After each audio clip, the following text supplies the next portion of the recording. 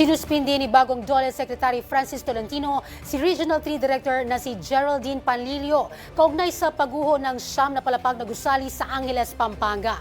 Agaran naman ang tugon ng DSWD sa ilalim ng direktiba ni Pangulong Ferdinand R. Marcos Jr. na agad na matulungan ang mga apektadong residente sa lugar.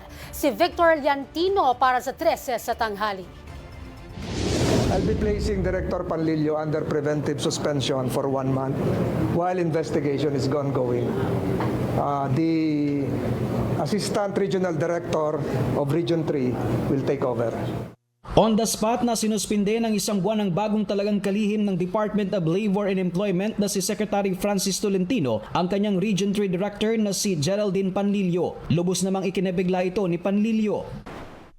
I ready to face po kung anuman ang kahihinat na nito dahil ako po ay siguradong sigurado sa ginawa po namin na trabaho. Ginawa ng kalihim ang anunsyo kasabay ng kanyang formal na pag-upo sa pwesto matapos ang turnover ceremony sa mismong headquarters ng ahensya ngayong araw. Ayon kay Tolentino, layon lamang ng suspensyon na bigyang daan ng masusing investigasyon sa pag-uho ng ginagawang siyam na palapag na hotel sa Balibago, Angeles City, Pampanga. Paliwanag pa ng dating senador, dati nang ipinatigil ang pagpapatayo ng gusali dahil sa samut-saring paglabag. Kabilang narito ang paglalagay ng barak sa loob mismo ng building na isang malinaw na paglabag sa safety standards. Nagkaroon ng work stoppage order ang DOLE para ihinto yung construction noong construction firm na pag-aari ng isang dayuhan ngayon lang lumitaw dahil maraming violations, 11 o 13. Nahinto yan dahil sa pamumuno nga ng DOLE Region 3 sa daming violations. Subalit, tinuloy pa rin nung ma-lift yung work stoppage order ng DOLE.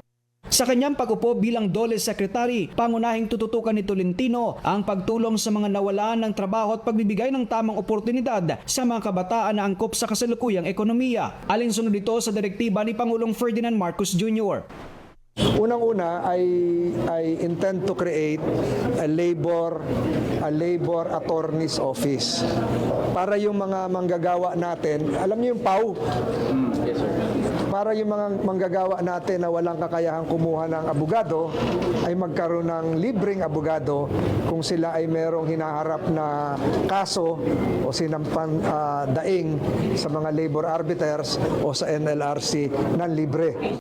Samantala nakapagpaabot na ng inisyal na tulong ang Department of Social Welfare and Development o DSWD, naabot naman sa 464,000 sa mga biktima ng gumuhong gusali. Ayon kay DSWD Assistant Secretary at Spokesperson Irene Dumlao, agarang tugon ito sa utos ng Pangulo na tira ng kaukulang tulong ang mga naapektuhan. Well, batay po doon sa pinakahuling impormasyon na tanggap po natin, retrieval operation na daw po. Retrieval operation na dahil no signs of life na nga daw po sa ground zero. Nagpaabot din ng pagkiramay ang ahensya sa mga pamilya ng biktimang naulila. Ayon sa ahensya, retrieval operation na ang isinasagawa sa lugar. Sa pinakahuling datos sa abot pa rin sa 4 ang kumpirmadong nasawi, 26 ang nailigtas habang 17 pa ang patuloy na pinaghahanap. Para sa totoong balita sa Bagong Pilipinas, Victor Liantino ng IBC News para sa 13 sa tanghali ng Congress TV.